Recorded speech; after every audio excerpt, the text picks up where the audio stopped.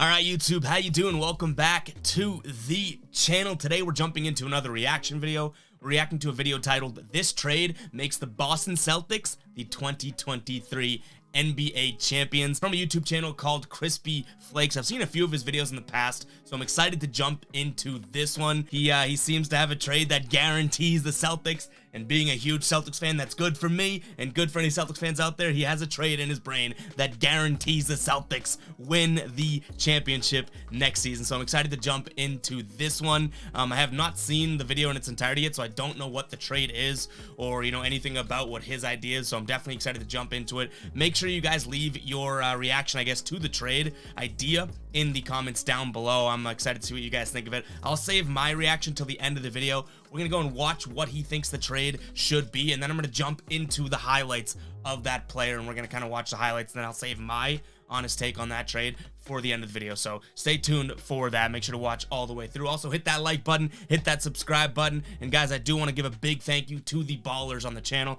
The ballers are the members of the channel, $2.99 a month, and you truly support the channel. Help us make more content and better content. If you guys do want to become a baller today, receive video shout outs, have exclusive giveaways and other perks that we're implementing slowly on this channel, make sure to find that join button next to the subscribe button, and also a link in the description. We'll throw it in the pinned comment for you as well. We're also going to have a poll for this trade in the description. It's super simple, one click to vote, so make sure you go check out that poll in the description. It'll be at the top of the description on yes, you approve of this trade, or no, you do not approve of this trade. So let's jump into the video from my man Crispy Flakes. I'll put his link to his channel down in the description as well. Give credit where it is due, but let's jump into this trade, and then again we're gonna jump over to some highlights of whatever the player that he has to throw out at us is. So let's go ahead and jump into his video here.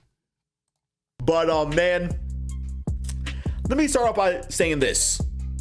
If you are an NBA team and you are trying to contend for an NBA championship, but which the Celtics are definitely contenders at this point. They were in the finals last year, this past season, so trying to, go up that next tier, what you need to be doing is getting on your phone with the Orlando Magic. I think. Okay, so it's gonna be a Jonathan Isaac, Mo Bamba, Wendell Carter, probably focus trade. My prediction. Let's see if I'm right. The Orlando. By the way, I'm so distracted by these screens in the background. I'm watching Celtics highlights. I'm looking at NBA Jam over in the video game. I love this setup. Magic have some of the most just tradable pieces on their team right now, because basically what's happened is the Magic have fallen victim to the injury bug for quite a few seasons now, man. Have that be Jonathan Isaac, have that be Markelle Fultz, have that be Chuma Okeke even, man. Like his rookie season he missed because of injury, and what results is the team's unable to sustainably build the team up in a way honestly, and they're just the Magic too. Like that sucks to say, but the Magic, when's the last time they truly were good? It's been a while.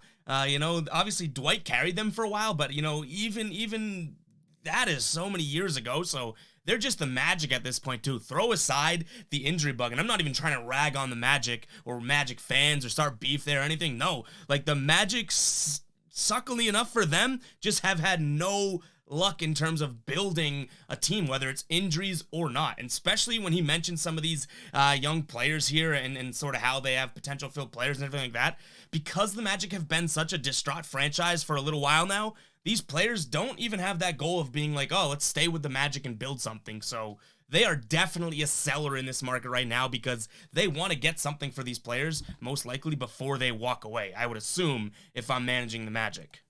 That results with them getting better every single season because, their young player gets hurt and they find themselves right back in the lottery. And that's why over the years, they have really built up this huge pool of assets. I mean, I look at the guard spot, they got damn Jalen Suggs playing the 2 because it's just, you already got Cole Anthony out there. That doesn't even account for Markelle Fultz when he's back in the rotation. It's like they got so much of good things out there, man, but they really have to eventually go out and pick who they want to represent the franchise, right? Same thing with the big opposition too, man. I mean, obviously, they got Mo Bamba. Looks like he's probably going to move on from the team. Wendell Carter.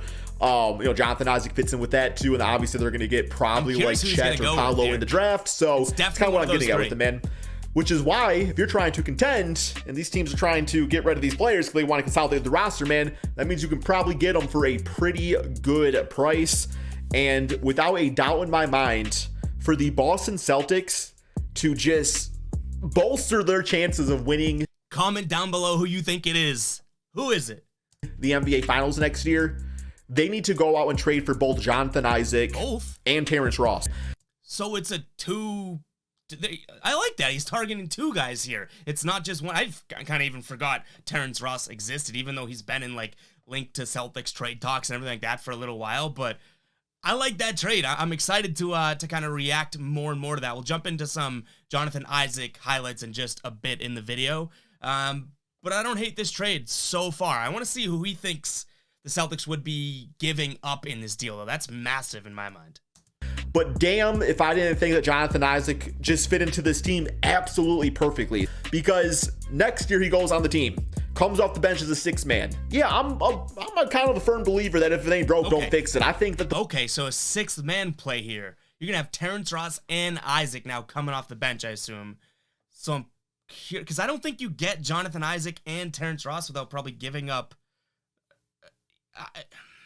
We'll see what he thinks. The Boston Celtics should rock it out with the same starting five next season, man. I think it should be Marcus Smart, Jaylen Brown, Jason Tatum, Al Horford, and Robert Williams. So I was just about to say, I don't know if you get both of those guys without giving up a Marcus Smart or something actually, substantial.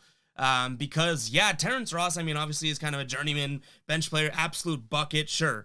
But Jonathan Isaac still has some potential. I'm sure the Magic are, fine with parting ways with him. But I'm curious because I don't believe the Celtics have all the trade assets in the world to go out and get even a trade of this level without giving up maybe Marcus. I don't know. We'll see. Maybe Derek White. I want to see what he thinks.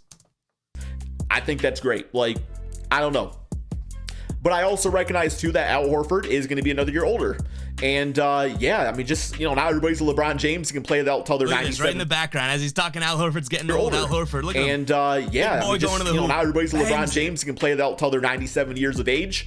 And, yeah, man, I think eventually, like, Al Horford, you can still get the greatness out of him, maybe just not in, like, larger quantities. So you want your next plane up in there. So Jonathan Isaac, who I think, man, getting mentioned by Al Horford would do so much for his game, coming off the season as a sixth man and eventually work his way, conditioning-wise, getting through an entire 82-game season would be a big accomplishment for him, and eventually taking over for Al Horford. Well, yeah, you look at both sides of it. The Magic do this simply because, consolidating the roster to an extent makes a lot of sense. You got to find your starting five because if you keep on running all these different lineups or players going in and out, like you're never going to find that foundation, that chemistry of the team. Got to give the right players a chance, but that's for their management to decide, who exactly is the right player and why. And then, for the Celtics side of things, you simply do this just because you need that Horford replacement eventually. And I think maybe, snatch, Jonathan Isaac before he has a chance to showcase himself on a different team or the Orlando Magic, that's fair. I think is also a really good move. But overall, man, like, Celtics, you guys got a great team. Like, this was a team that I was rooting for to start off the playoffs. I'm a firm believer that when it comes to the game of basketball, this is not what success looks like. Like, it's just not like that.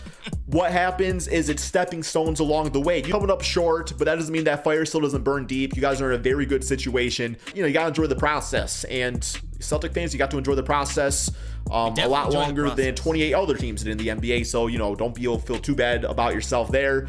But thank you guys all so much for watching. All right, so Crispy just fails to let us know who, unless I missed it, I might have missed something, I don't know, and he just fails to let us know who the Celtics would have to give up. But nonetheless, let's jump into some Jonathan Isaac highlights. We're going to watch about a minute of those, and then I'm going to give you guys my honest take about this entire trade at the end of the video. All right, we're jumping into his career-high 25-point night a couple of years ago here against the Pacers. He's running the floor, making the steal. I mean, that length, you cannot argue that length can fit on damn near every NBA team. He's just the perfect NBA body, NBA big body as of right now. Sending shot blocks, I think he's got a little bit of a jumper on him. It's just that health concern. He has not been healthy. And even that doesn't look like totally explosive, right? That may be something he lacks in, but hey, he's long, he's tall, everything like that. And Terrence Ross too, we got to factor that in. We're looking at Jonathan Isaac, but Crispy threw out the trade idea of both those guys coming in and wearing green. Look at that, his little hand awareness, poking it out. And speak of the Terrence Ross man of the hour here, a nice little and one finish. Could we see that in green? There's the jumper. Let's replay that jumper. We'll zoom in on it, crop it in for you guys on the video. Yeah, the jumper doesn't look broken. I'm not saying I want Jonathan Isaac jacking shots out here all day long for this team, but I don't hate it. Do we have another one? Oh, and a little crafty up and under. All right, so he's crafty too. I mean, how could you not want this guy on your team if he's gonna stay healthy, I guess, right? Another Jimmy, another make. Yeah, I mean, honestly, how could you really not want Jonathan Isaac on your team per se if you could say that he's gonna stay healthy? He's your kind of ideal NBA body as of right now, but a couple things worry me about this, but I'll kind of give my overall take here. So first off, I would love to know what we'd have to give up to get someone like Jonathan Isaac and Terrence Ross. So one of those guys alone, you probably have to give up something for, because you have Terrence Ross, who, yes, you know, he's been on some crappy teams, been on some decent teams, but, you know, been a role player for the majority of his career, but he's still an established sort of role player in this league. So you'd have to give up somewhat of an established role player in return. Don't know if the Celtics have that, and I don't know if they have that true young stud talent to give up at all, or not stud talent, but potential filled talent. So that's tough to even get him alone. And then Jonathan Isaac, I have a feeling the Magic may still think he has some value because of his potential, and they might be maybe sitting there being like, hey, no, he's had 2 injuries in a row, like, trust me, you know, both of his knees got blown up and now he's healthy. You have no idea how good this kid can be, yada, yada, yada. So that's sort of, hey, what's it gonna take to get those guys? Worries me just a little bit. And that second thing I kind of already mentioned too is kind of just like, are you trading a guy like Jonathan Isaac that has not proven one bit that he can even stay on the court? Like, we already have Robert Williams at that position to worry about playing a potential of, you know, 30 games per season if he does get injured, if he gets banged up or missing a game here and there. Do you really want another guy like that? If you're telling me Jonathan Isaac can play and not get injured and stay relatively healthy, like an average amount of games played, you know, 65 games or 70 games, which would be great, something like that, fine, I'm probably on board with this deal. But I think you're gonna have to give up something that's pretty I don't know, pretty substantial for this team, like Derek White or something like that, or even mortgage a little bit more of your future with picks and Derek White, something like that. I don't think that you get both of these guys in green being like, hey, take Aaron Nesmith, you know, like, we don't want him, or their new draft pick this year, all that type of thing. So I would have loved to see if Crispy came to play with a kind of trade idea versus go get these 2 guys, because these 2 guys on my team right now, pluck them out of a hat, put them on the team. You don't have to give up anything. There's no risk, anything like that. I'm all for, but I am curious as to what it would take to get someone like this. So let me know what you guys think in the comments down below. I think that I would do a deal like this if it was for, I don't know, Grant Williams, Aaron Nesmith. I don't know. I didn't know who we were looking at today, so I didn't look into the salaries or anything like that. I'm just thinking from a skill level and player standpoint. So maybe if you had to give up a couple guys like that, then this may be worth it. You're getting a really potential filled. You probably have the highest end potential in that deal and the best floor. Grant Williams and Terrence Ross kind of battle for that floor debate, but Aaron Nesmith definitely gets blown out of the water, in my opinion, by Isaac in terms of the ceiling. So that is my take on it. If you can get him for cheap, I'm in. If it costs anything like Derek White and a pick, or Derek White and another player, I'm probably staying away from this one just because of the injury risk. So let me know what you guys think in the comments down below. We'll catch you guys in the next video. Like and subscribe. Catch you guys in the next one. Peace out.